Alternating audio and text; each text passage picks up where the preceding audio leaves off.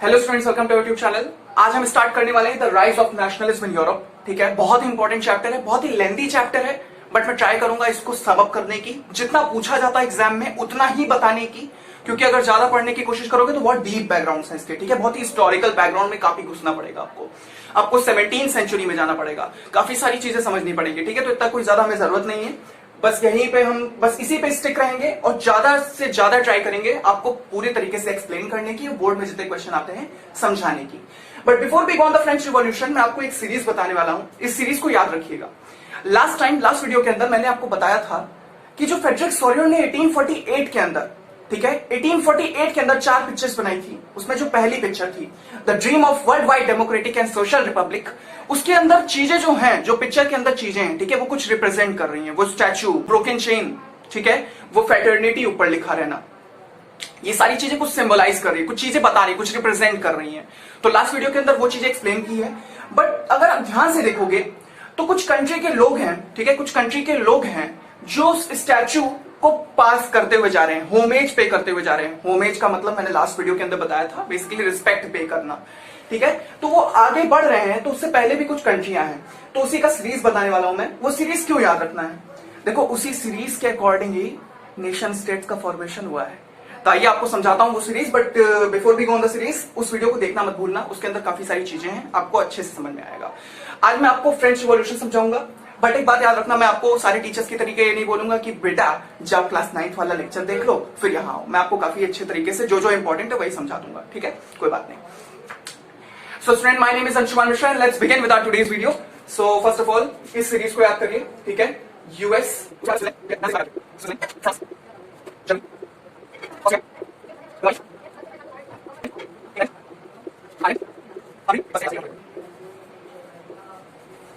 and the last but not the least, a very very important country, that is Russia. ठीक है, तो ये जो सीरीज तुम देख रहे हो, ठीक है, ये सीरीज मैंने खुद से ड्रॉ की है, खुद से बनाई है, और इस सीरीज को समझना बहुत जरूरी है। आप अगर चैप्टर को ध्यान से पढ़ोगे, इंट्रोडक्शन वाला पार्ट देखोगे, तो आपको समझ में आएगा कि यूएस और स्विट्जरलैंड पहले ही नेशन स्टेट्स बन चुके थे। ठीक है, ध्यान से समझो बात को। यूएस और स्विट्जरलैंड और फ्रांस बन चुका था, बाकी ये दोनों पे, और जर्मनी जस्ट होमेज पे करके क्रॉस करने ही वाला है। ध्यान से देखना पिक्चर को, ठीक है, मैं ऑलरेडी पिक्चर दिखा चुका हूं आपको, वापस यहाँ पे पिक्चर आ जाएगी, देख लेना अच्छे से। ठीक है, तो मैंने क्लियरली बात बताई कि यूएस स्विट्जरलैंड पहले ही नेशन स्टेट्स बन चुके थे, और फ्रांस बनने वाला है, और जर्मनी बन जाएगा। ठीक है, तो ये सीरीज को आप याद रखिए। ठीक है, वापस इस सीरीज को ध्यान से देखिए। US, Switzerland, France, Germany, Austria, Lombardy, Poland, England, Ireland, Hungary, Russia. ये कंट्री, ये याद करने की इतना कोई खास जरूरत नहीं है। बट अगर आपसे कोई पूछ ले कि नेशन स्टेट का फॉर्मेशन की सीरीज किस तरीके की है, तो ये सीरीज है, सीरीज को याद रखो। कुछ ज्यादा याद करने की जरूरत नहीं, बस इंपॉर्टेंट कुछ कंट्रीज हैं उनको याद रख लो। ठीक है, जैसे कि यूएस, स्विट्जरलैंड, फ्रांस, जर्मनी, जैसे कि ये सब पहले ही नेशन स्टेट्स बन चुकी थी जब ये थॉट आने लगा। ठीक है, तो आइए बात करते हैं फ्रेंच रिवॉल्यूशन के बारे में। ठीक है, थोड़ा डिटेल में समझते हैं, बट उस पिक्चर को देख लेना, उस पिक्चर को समझ लेना, पिक्चर यहां पे आ जाएगी। ठीक है, सो स्टूडेंट्स, यहां पे एक पिक्चर आ रही है, ये मैप है। ठीक है, बेसिकली इस मैप के अंदर अगर आप ध्यान से देखोगे तो कुछ एम्पायर दिए हुए हैं, ठीक है, कुछ किंगडम दिए हुए हैं। ठीक है, कुछ किंगडम है, कुछ जार्डम है। जार्डम रशिया के अंदर है। ठीक है, जार्डम बेसिकली रशिया के अंदर है। अगर हम बात करें तो किंगडम्स और एम्पायर की यहाँ पे बात हो रही है। ठीक है, पहले नेशन स्टेट का कॉन्सेप्ट यहाँ पे नहीं था। नेशन स्टेट मतलब कंट्री जैसा कुछ होना, जैसे इंडिया, ठीक है, जैसे फ्रांस, इस वक्त करंट बात कर रहा हूं। ठीक है, तो नेशन स्टेट का फॉर्मेशन तब नहीं था। किंगडम थे, एम्पायर थे। तो देख रहे हो ऑटोमन एम्पायर कितना बड़ा है, ठीक है, जार्डम कितना बड़ा है, जार्डम मतलब कि रशियन एम्पायर। ठीक है, देख रहे हो जार, वहां के किंग को जार बोलते हैं, आपने क्लास 9 के अंदर पढ़ा होगा। ठीक है, तो ये सारे कॉन्सेप्ट्स हैं, आप ध्यान से देखो। इस मैप को देखोगे तो आपको समझ में आएगा कि किस तरीके से किंगडम और जार्डम एम्पायर का यहाँ पे कॉन्सेप्ट चल रहा है, और नेशन स्टेट की बात नहीं है। तो now let us talk about what is nationalism. ठीक है, अब हम बात करते हैं बेसिक आइडिया के बारे में। नेशनलिज्म क्या होता है? नेशनलिज्म मतलब समथिंग, कुछ पैट्रियोटिक फीलिंग, ठीक है, अपनी कंट्री के प्रति वो रिस्पेक्ट। नेशनलिज्म मतलब पैट्रियोटिक थॉट्स, ठीक है, कंट्री के प्रति रिस्पेक्ट, बस बात खत्म। Now let's talk about the French revolution. So French revolution बहुत ही इंपॉर्टेंट कॉन्सेप्ट अपने साथ लाता है। तो सबसे, ये रिवॉल्यूशन मतलब चेंजेस। ठीक है, तो फ्रेंच रिवॉल्यूशन के अंदर पहला कॉन्सेप्ट, ठीक है, पहला एक्सप्रेशन डेमोक्रेसी के लिए, नेशन स्टेट के लिए पहला एक्सप्रेशन कब आया? तो आपने पहला एक्सप्रेशन देखा होगा, जहां तक आपको पता होगा 1789 के अंदर। ठीक है। 1789 एक ऐसा ईयर था जिसके अंदर पहली बार एक्सप्रेशन देखा गया यूरोप में किसी रिवॉल्यूशन के बारे में, ठीक है। जो फ्रांस के लोग थे, ठीक है, ध्यान से सुनिए, जो फ्रांस के लोग थे वो डिमांड कर रहे थे, उनका डिमांड देखो ध्यान से, जो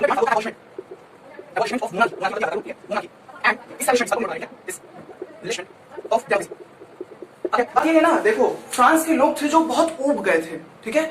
वहां के राजा जो थे उनका, और देखो वहां की जो मोनार्की थी, वहां के जो लोग थे उनके बीच में डिसकंटेंटमेंट था, ठीक है। वापस बोलता हूं मैं इस वर्ड को, डिसकंटेंटमेंट, इसको हम बोलते हैं डिससेटिस्फैक्शन भी बोल सकते हैं, ठीक है।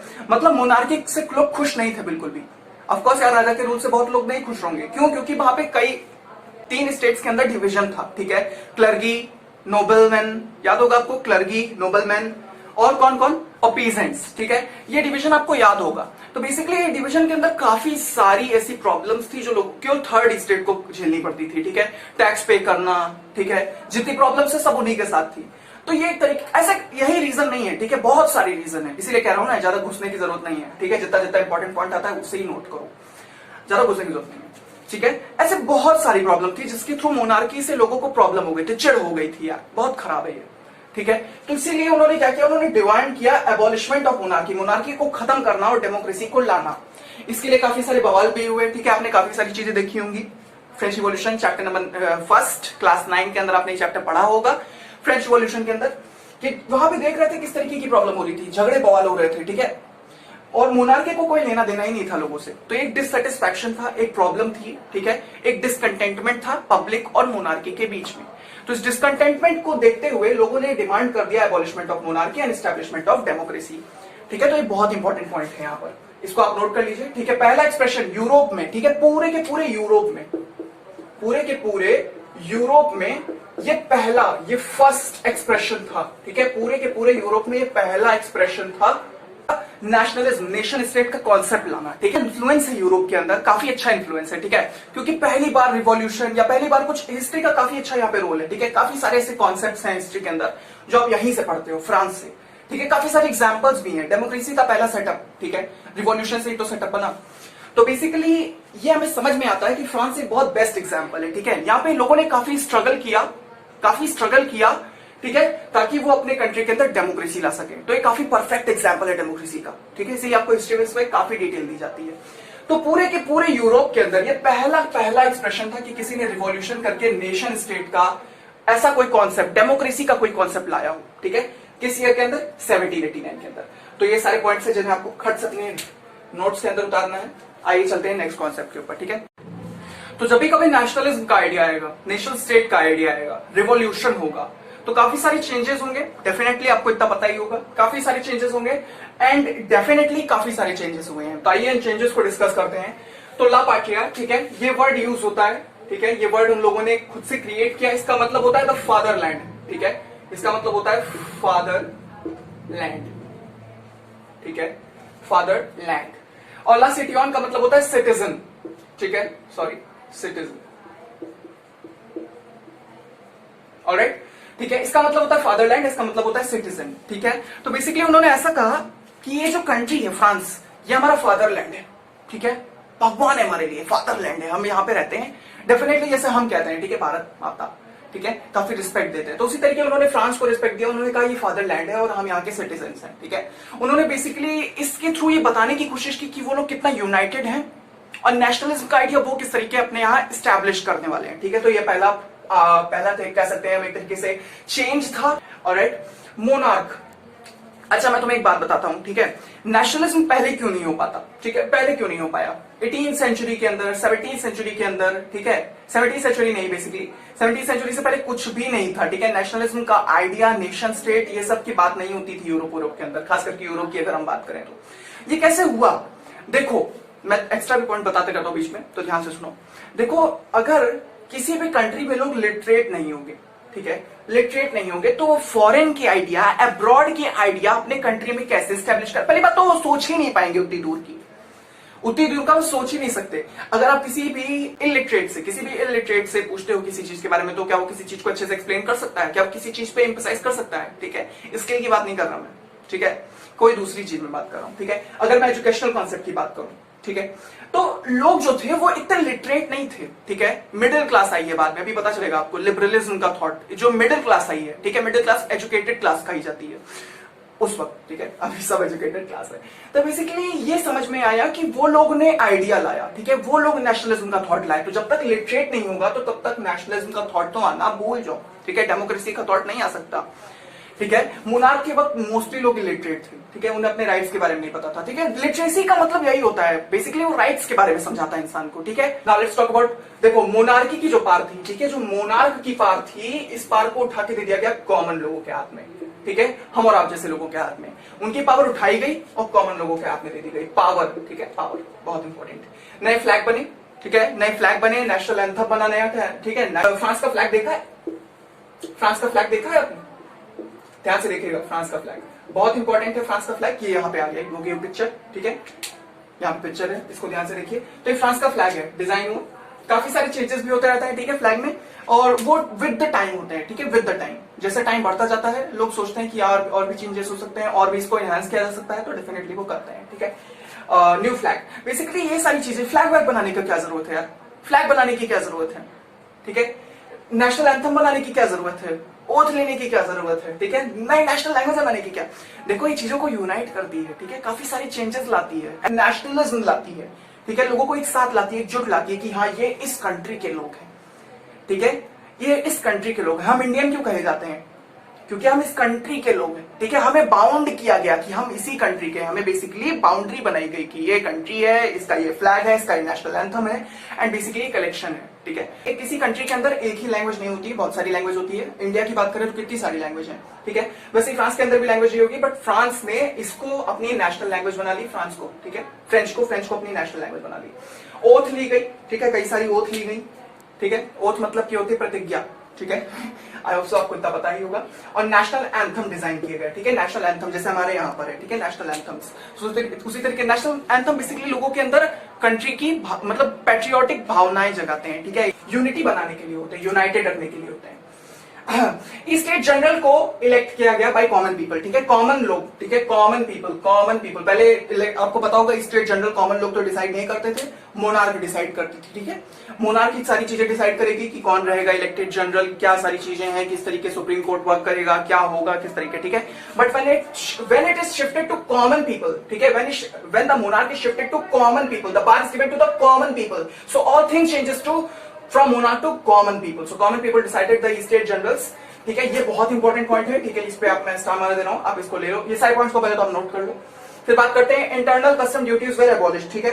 एक जगह से दूसरी जगह पे कंट्री के अंदर ही जाने में काफी सारे कस्टम ड्यूटीज लगती थी, तो उनको एबॉलिश किया गया, ठीक है। कंट्री के अंदर किस चीज की कस्टम ड्यूटी है? किस चीज की custom duty?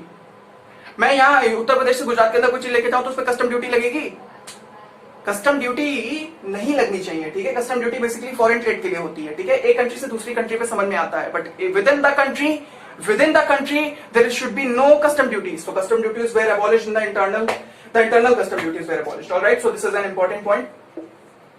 Let's talk about the nationalism idea taken to abroad by French army. देखो जो फ्रांस की आर्मी थी उसने अपना ये जो आइडिया था, ठीक है, जो नेशनलिज्म का आइडिया था, किसी भी देखो आर्मी का आना जाना लगा रहता है, ठीक है। तो आर्मी बेसिकली अब्रॉड में यूरोप के बाकी, देखो फ्रांस यूरोप है, ठीक है, बेसिकली यूरोप के मैप से नहीं मैच कर रहा, मैं ऐसे ही बता रहा हूं। तो फ्रांस इसका एक पार्ट है, ठीक है, फ्रांस एक टुकड़ा है, जैसे इंडिया एशिया का एक पार्ट है, उसी तरीके फ्रांस भी है, ठीक है। तो अगर यहां से कोई चीज यहाँ कहीं दूसरी जगह लेके जानी है, यहां लेके जानी है, यहां लेके जानी है, यहां लेके जानी है, यहां लेके जानी है, ठीक है, आइडियाज इसे कह सकते हैं आप। तो बेसिकली आइडियाज जब तक शेयर नहीं होंगे, आइडियाज जब तक दूसरी जगह पे नहीं जाएंगे, तब तक नेशनलिज्म पूरे यूरोप, देखो हम क्या पढ़ रहे हैं, the rise of nationalism in whole Europe, पूरे यूरोप में कैसे आएगी, ठीक है। फ्रांस अगर मान लो बन गया नेशनलिज्म, फ्रांस का था, ठीक है, आइडिया नेशनलिज्म का वो फ्रांस तक ही रह गया अगर, तो बाकी सारी कंट्रीज के अंदर तो नेशनलिज्म आएगा ही नहीं। तो आइडिया को हमें बेसिकली डेफिनेटली दूसरी जगह भी पहुंचाना है। तो ये बहुत इंपॉर्टेंट पॉइंट्स थे, इसका आपको लेक्चर वाइज नोट भी मिल जाएगा, ठीक है, आप इसका स्क्रीनशॉट भी ले सकते हो, बहुत इंपॉर्टेंट है। लापार्टिया फादरलैंड मतलब कि हम इसको पूछते हैं, जैसे हम भारत माता कहते हैं, मोनार्की की जो मोनार्की पार थी उसको हमें दे दिया गया, मोनार्की पार उठाई गई और कॉमन पीपल को दे दी गई, ठीक है, सारी पार उठा के कॉमन पीपल को दे दी गई।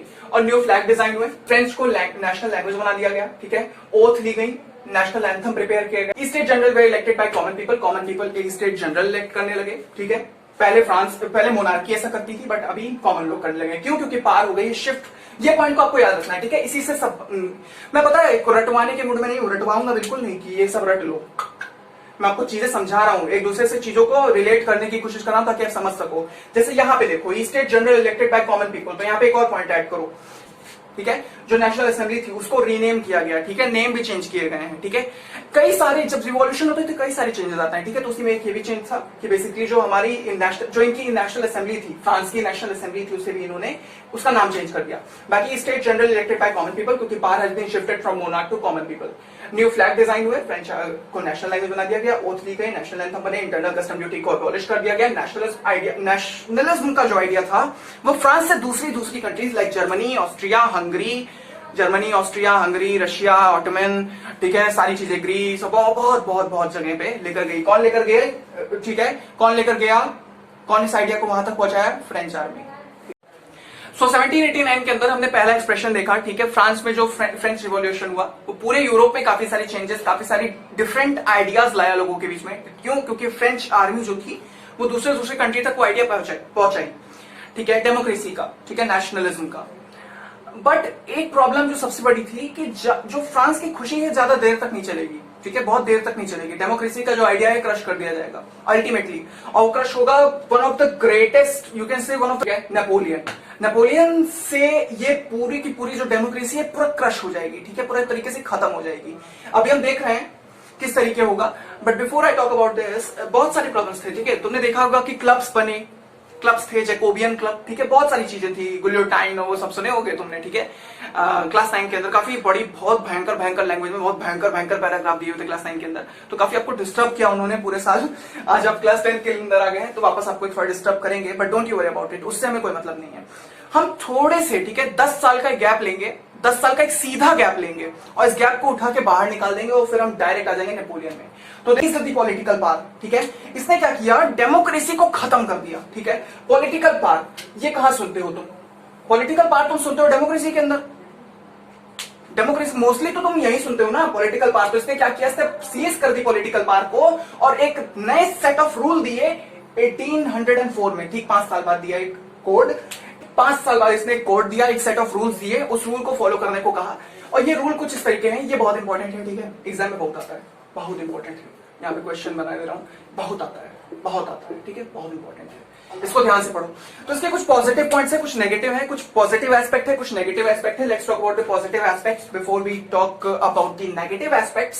सो पहला एस्पेक्ट ये था कि इसने एस्टैब्लिश कर दिया इक्वालिटी बिफोर लॉ, ठीक है। कोई अमीर गरीब, ठीक है, कुछ भी हो, कोई भी इंसान हो, वो एस्टैब्लिश करे, उसको बेसिकली क्या कर दिया? इक्वल कर दिया लॉ के सामने, ठीक है, इक्वल कर दिया कानून के सामने। कानून के लिए, कानून की नजरों में सब बराबर है, ठीक है, सब बराबर है, गरीब अमीर जो कि बहुत इंपॉर्टेंट है, ठीक है। फिर बात करते हैं राइट ऑफ प्रॉपर्टी। कोई भी कुछ भी खरीद सकता है, कोई भी प्रॉपर्टी खरीद सकता है, चाहे वो बहुत महंगी हो, कोई बहुत रिच भी खरीद सकता है, कोई पीजेंट भी खरीद सकता है, पुअर पीजेंट।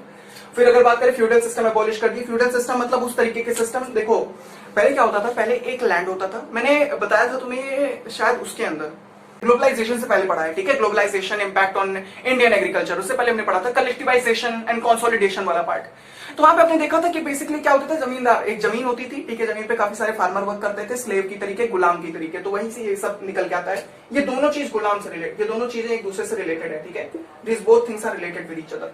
क्या हुआ? फ्यूडल सिस्टम में एक लैंड होता था, एक जमीन होती थी, उस पर खूब सारे फार्मर्स काम करते थे जो कि उनके अंडर थे, ठीक है, उनके अंडर थे। तो उसमें काफी सारी प्रॉब्लम्स होती थी। फ्यूडल सिस्टम को एबॉलिश कर दिया, फ्रीड कर दिया पीसन को फ्रॉम सर्वटर्म्स, गुलामी से आजाद कर दिया। ट्रांसपोर्ट और कम्युनिकेशन की सर्विस को बहुत इंप्रूव कर दिया, तो ये भी बहुत इंपॉर्टेंट पॉइंट है, ठीक है, बहुत इंपॉर्टेंट पॉइंट है।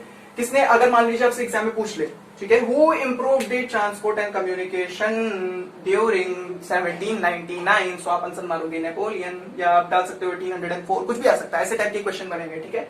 या क्वेश्चन ऐसे भी बन सकता है, ठीक है, 5 मार्क्स में आएगा, 5 मार्क्स 3 मार्क्स में, कि what is the will code of 1804 या नेपोलियनिक, इसको हम नेपोलियनिक कोड भी बोलते हैं, नेपोलियनिक कोड ऑफ 1804, बहुत इंपॉर्टेंट है। इसने गिल्ड रिस्ट्रिक्शंस को खत्म कर दिए, ज्यादा फालतू के टैक्सेस, ठीक है, बराबर जो बेफालतू के टैक्सेस होते थे कि यहाँ से वहां जाने में भी काफी टैक्स लग रहे हैं फालतू के, तो ये सारे फालतू के रिस्ट्रिक्शंस, फालतू के टैक्स खत्म कर दिए। अब इसके कुछ नेगेटिव एस्पेक्ट्स हैं, ठीक है, नेगेटिव एस्पेक्ट्स, अब वेरी इंपॉर्टेंट नेगेटिव एस्पेक्ट। तो पहला है इंक्रीज कर दिया टैक्स, रिस्ट्रिक्शंस तो हटा दी सर, मैं यहाँ पे अभी आपको एक थोड़े कॉन्ट्रास्टिंग कैरेक्टर दिख रहे हैं, कॉन्ट्रास्टिंग लाइंस दिख रही होंगी। इसने रिस्ट्रिक्शंस तो रिमूव किए हैं बट टैक्सेस इंक्रीज कर दिए हैं sir, taxes were increased. Alright, censorship लगा दी। सेंसरशिप मतलब कि हमारे अगेंस्ट में आप कुछ बोल नहीं सकते, ठीक है, हम रूलर हैं तो आप हमारे अगेंस्ट में कुछ भी नहीं बोलेंगे, ठीक है, चाहे जो भी हो, न्यूज पेपर, प्रिंट मीडिया हो, कुछ भी नहीं, बिल्कुल कुछ नहीं बोल सकते आप, ठीक है, आप हमारे अगेंस्ट नहीं बोल सकते। Forced recruitment in French army, ठीक है, अगर तुम्हें नहीं भी मन कर रहा है तो भी तुम फ्रेंच आर्मी ज्वाइन करो, चलो, ऐसे टाइप का सिस्टम था, ठीक है, मैं आपको नहीं बोल रहा हूँ वो सिस्टम खत्म हो गया। 1799 के अंदर आए फ्रांस में नेपोलियन, जिन्होंने पॉलिटिकल पावर को सीज किया और दिया एक सेट ऑफ रूल जिसका नाम था सिविल कोड ऑफ 1804 या नेपोलियनिक कोड ऑफ 1804। बेसिकली यहाँ से भी डिफरेंट क्वेश्चन के सेट बनाए जाएंगे बट आंसर यही रहेगा, ठीक है, तो you can watch this out and ये बहुत इंपॉर्टेंट है, इसका स्क्रीनशॉट ले लो सर, ठीक है, बहुत इंपॉर्टेंट है, बहुत ज्यादा इंपॉर्टेंट है। तो जो नेपोलियन था ये बहुत ही पावरफुल था, ठीक है, पावर इसके पास बहुत थी, इससे काफी सारे वॉर्स भी लड़े, काफी सारे बैटल्स भी लड़े, बट एक बैटल थी, ठीक है, 1815 के अंदर, 1815 के अंदर एक बैटल थी जिसका नाम था बैटल ऑफ वाटरलू, ठीक है, वाटरलू, ये याद रखना यार, इसी के अंदर ये हार गया था, ठीक है, इसी कारण ये। अब सबसे बड़ी बात है, अगर कोई इतना भयंकर राजा है तो डेफिनेटली उसके पास पावर रही होगी, कोई इतना अगर रूल कर रहा है तो उसके पास पावर होगी, तो उस पावर को क्रश करके नेपोलियन को हटाने वाला, अब हटाने वाला कौन था अभी मैं बता रहा हूं, बट किस वॉर के अंदर वो हट गया फ्रांस से, वो था 1815 के अंदर वाटरलू। बेसिकली इसको एक तरीके से कह सकते हैं, इसको तोड़ा गया धीरे धीरे करके, ठीक है, खत्म किया गया है, तब ये जाके एकदम एक साथ नहीं खत्म हो गया कि गए घुस के मार दिया और खत्म हो गया, नहीं यार, बहुत छोटे छोटे तरीके से इसको हराने की कोशिश की। इसके आर्मी को पहले वीक किया गया, फिर इसके सिस्टम को वीक किया गया, तो he was one of the greatest ruler यार, Napoleon. So this was very important thing. Now किसने हराया, जिससे इसे डिफीट मिली थी, वो थी प्रग। अब देखना कितनी सारी कंट्री मिलकर इसको हराई है, इसको हम बॉर्बन डायनेस्टी कहते हैं, ठीक है, कौन सी डायनेस्टी, बॉर्बन डायनेस्टी। प्रग, प्रूशिया, यह है प्रूशिया, यह है यह है रशिया, रशा, बहुत लोग रशा प्रोनाउंस करते हैं यार, कहां से इतने भयंकर प्रोनाउंसिएशन लाते हो। हमारे यहाँ एक टीचर थे, ठीक है, अब थोड़ी देर के सुन लो, पढ़ा तो वैसे भी लेंगे, पढ़ाते ही तो हैं, हाँ, ठीक है, तो हमारे यहाँ एक टीचर थे, वो मैनेजर को मैनेजर बुलाते थे, तो हम सोचे कि यार ये कौन सी प्रोनाउंसिएशन है, ठीक है, तो प्रोनाउंसिएशन में कई बार ऐसा प्रोनाउंसिएशन हमको देखने को मिलता है कि हम तो हैरान हो जाते हैं कि भाई ऐसी भी इंग्लिश होती है, ठीक है, हमने भी बहुत इंग्लिश बोली, हम कम से कम 5 साल तक ऐसे स्कूल में थे जहाँ पे इंग्लिश कंपलसरी थी, बट ICSE बोर्ड में थे, लेकिन यार ऐसी इंग्लिश तो हमने नहीं देखी भाई कि मैनेजर बुलाया जा रहा है, ठीक है, मतलब हम जब ये सुने पहली बार तो हमें ऐसा लगा यार कि पूरी जिंदगी हम गलत प्रोनाउंस कर रहे थे। तो ऐसी टाइप की प्रोनाउंसिएशन तो मुझे समझ में नहीं आती भाई। रशिया बोलते हैं तो रशिया बोलेंगे, जिसको बोलना है कि गलत प्रोनाउंस कर रहा है तो करने दो, ठीक है, ठीक है। अब बात करते हैं, ये है ऑस्ट्रिया, ठीक है, और ये है ब्रिटेन, ठीक है, सबसे इंपॉर्टेंट कंट्री, ठीक है, ये इसका बाद में आपको इन्फ्लुएंस पता चलेगा जब हम एकदम लास्ट लेक्चर इसका रिकॉर्ड करेंगे, ठीक है, इसका बहुत भयंकर इन्फ्लुएंस है यार। अब खैर इससे जाने तो बैटल ऑफ वाटरलू के अंदर 1815 के अंदर, ठीक है, बैटल ऑफ वाटरलू हुई जिसके अंदर नेपोलियन को प्रग ने हरा दिया, ठीक है। किसको रिस्टोर किया है ये क्वेश्चन पूछा जाता है, ठीक है, तो बॉर्बन डायनेस्टी को रीस्टोर किया गया, ठीक है, किसको रीस्टोर किया गया, इसको रीस्टैब्लिश किया गया। इसी से वो था लुई 16। अगर आपके मन में क्वेश्चन आ रहा है लुई 16 कहां से था, तो 1789 से पहले जो राजा था, ठीक है, जिससे डिसकंटेंटमेंट हो गया था फ्रेंच सोसाइटी का, फ्रेंच के लोगों का, तो वो यही था, बॉर्बन डायनेस्टी से था वो। सो इसको रिस्टोर क्यों करवाया, दोस्त था यार, काफी अच्छा दोस्त था इन लोगों का। तो ये सब पहले किंगडम थे, ठीक है, ये सब किंगडम एम्पायर था, ऐसा कुछ नेशन स्टेट का आइडिया नहीं था, कोई कंट्री नहीं थी, ठीक है, नेशन स्टेट के आइडिया नहीं थे, ठीक है। अब तुम कहे 2 कंट्री, गलत बात है, लेकिन ऐसा मत कहो, एम्पायर बोलो, ठीक है। तो ब्रिटेन, रशिया, ऑस्ट्रिया। अब ये ऐसा क्यों कर रहे थे, ये ऐसा इसलिए कर रहे थे क्योंकि यार जरा ध्यान से सोचो, यहाँ के राजा इसलिए ऐसा कर रहे थे कि अगर मान लो ये हट गया और इसका आइडिया पूरे यूरोप के लोगों को पता चल गया। ध्यान से सुनो, ये किस तरीके हटा, लुई 16 फ्रांस से किस तरीके हटा, वो इस तरीके हटा क्योंकि डेमोक्रेसी का कॉन्सेप्ट आ गया। अगर ये डेमोक्रेसी का कॉन्सेप्ट पूरे यूरोप में फैल जाता तो ये सब हट ना जाते, वहां के लोग इन्हें हटा ना देते, तो ये आइडिया आगे ना पहुंचे, इसलिए लुई 16 को वापस गद्दी पे बैठा दिया गया। लुई 16 ने बेसिकली बॉर्बन डायनेस्टी को वापस गद्दी पे बैठा दिया गया ताकि ये लोग भी बचे रहे। तो अपनी भी सेफ्टी देख के लोगों ने काम किया है, ठीक है। तो काफी ज्यादा दिमाग लगाते थे, ठीक है, काफी ज्यादा चकड़ लोग थे। तो ये सारे तरीके हैं, इस तरीके की चीजें हैं। तो कौन कौन था, प्रूशिया, ऑस्ट्रिया, रशिया नहीं बोलूंगा मैं बिल्कुल भी, ब्रिटेन, ठीक है, नेपोलियन को हरा दिया बैटल ऑफ वाटरलू के अंदर। सो this was the overall concept behind all these things. इससे ज्यादा कुछ इंपॉर्टेंट पॉइंट मुझे अभी लगता नहीं है। चलिए आइए देखते हैं और भी एक्स्ट्रा कुछ इंपॉर्टेंट पॉइंट है तो हमने देख लेते हैं, ठीक है। लेसन प्लान के थ्रू बना रहा हूँ, आई होप सो कुछ पॉइंट छूटे नहीं होंगे। बॉर्बन डायनेस्टी का ये क्वेश्चन इंपॉर्टेंट आता है, किसका वापस हम किसको रिस्टोर किए हैं, बॉर्बन डायनेस्टी को किए हैं। लुई 16 इसी का राजा था, ठीक है। So Napoleon was a great ruler, ठीक है। इसको काफी टाइम लगा लोगों को इसको हटाने के लिए। ये सब होने के बाद एक ट्रीटी साइन हुई, ठीक है, ट्रीटी ऑफ वियना, सबसे इंपॉर्टेंट ट्रीटी थी, ठीक है। तो अब तक जो मैंने चीजें बताई हैं, ठीक है, इनको सम अप करके अगर तुम इनसे ज्यादा खींच के पढ़ने की कोशिश करोगे तो तुम बुक को पढ़ लो, ठीक है। बुक में बेसिकली हमने यही कॉन्सेप्ट, वहां पे बुक में भी यही सारी चीजें बताई गई है, ठीक है। मैंने उसको सम अप करने की कोशिश की, मैंने अपनी कॉपी से इसको सम अप किया है, ठीक है। बट काफी टाइम लगा इसको प्रिपेयर करने में, काफी टाइम लगता है प्रिपेयर करने में, ठीक है। सो बेसिकली यही सारे कॉन्सेप्ट थे। साथ आके बैटल ऑफ वाटरलू लड़ी, जिससे फिर ट्रीटी ऑफ वियना साइन हुई। वियना कहां है वो, तो वियना कहां है, वियना ऑस्ट्रिया में, ठीक है, वियना ऑस्ट्रिया में, वेरी इंपॉर्टेंट। सो मैं ऐसी जगह बता रहा था, बट ये ट्रीटी ऑफ वियना जो है इसका कोई रिलेशन नहीं। अब यहाँ पे बस ये सुनो, ये ट्रीटी ऑफ वियना था जो कि किसके बीच में साइन हुआ है, प्रग के बीच में, नेपोलियन के बीच में साइन हुआ था, ठीक है। ट्रीटी थी एक, ठीक है, ट्रीटी मतलब संधि, ठीक है। तो हम जितने भी कॉन्सेप्ट थे आपको सब बता दिए हैं, जितने भी इंपॉर्टेंट कॉन्सेप्ट थे। वो सिविल कोड याद रख लेना, सिविल कोड को याद रखना, ठीक है। सिविल कोड जो था बहुत इंपॉर्टेंट कोड है, civil code of 1804, sorry, civil code of 1804, इसको याद रख लेना। पता चलेगा कि बाद में मिडिल क्लास ने, ठीक है, लिबरल थॉट्स लाए, ठीक है, काफी सारे चेंजेस लाए, ठीक है। यहां पे आप देख रहे हो कि इसने ये 4 कंट्रियों ने अपने फायदे के लिए एक तरीके से अपना ही फायदा देखा, क्योंकि वो चाहते थे कि ये जो आइडिया है, ठीक है, आइडिया बेसिकली फैल रहा था कंट्री में, दूसरी जगह पे फैलेगा, तो दूसरी जगह पे फैलेगा तो लोग अगेंस्ट हो जाएंगे इनके, और इनकी जो पॉलिटिकल पार्स, इनकी जो मोनार्की है वो हट जाएगी, ठीक है। तो इसी डर के कारण इन लोगों ने नेपोलियन से लड़ लिया, ठीक है, ताकि डेमोक्रेसी का आइडिया आगे ना बढ़े, ठीक है, बॉर्बन डायनेस्टी वापस आ जाए। सो this was overall concept in the French revolution. French revolution में बस इतना ही पढ़ना है, आगे मैं आपको बहुत ही इंपॉर्टेंट कॉन्सेप्ट बताने वाला हूं, ठीक है। हमने जैसे लेक्चर को डिवाइड करके रखा है, बेसिकली हमने लेक्चर को डिवाइड करके रखा है जिस तरीके आपकी बुक ने डिवाइड करके रखा है चीजों को, ठीक है। तो ये हमारा सेकंड लेक्चर था जिसके अंदर हमने फ्रेंच रिवॉल्यूशन डिस्कस किया। इससे पहले हमने इमेज को डिस्कस कर लिया, आप उसको देख सकते हो, समझ सकते हो, एंड बस इतना ही था इसके अंदर। इसका आपको स्क्रीनशॉट का एक लेक्चर वाइज नोट मिलेगा, साथ में आपको एक डीपीपी इसकी क्या दूं यार, इसमें कुछ इतना खास नहीं है। मैं क्वेश्चन जब सॉल्व कराता हूँ साइंस में तब मैं देता हूँ डीपीपी। बाकी आपको chemical reactions and equation, electricity सब कंप्लीट मिलेगा साइंस स्टूडेंट यूट्यूब चैनल में, डिस्क्रिप्शन में लिंक है, you can go and check it out. बाकी इसका पहला लेक्चर भी डिस्क्रिप्शन में, you can go and check it out, I button में मिल जाएगा। एग्रीकल्चर की सीरीज रेडी है, देख सकते हो। एंड तब तक के लिए पढ़ाई करते रहिए, and my all the best wishes are with you, thank you.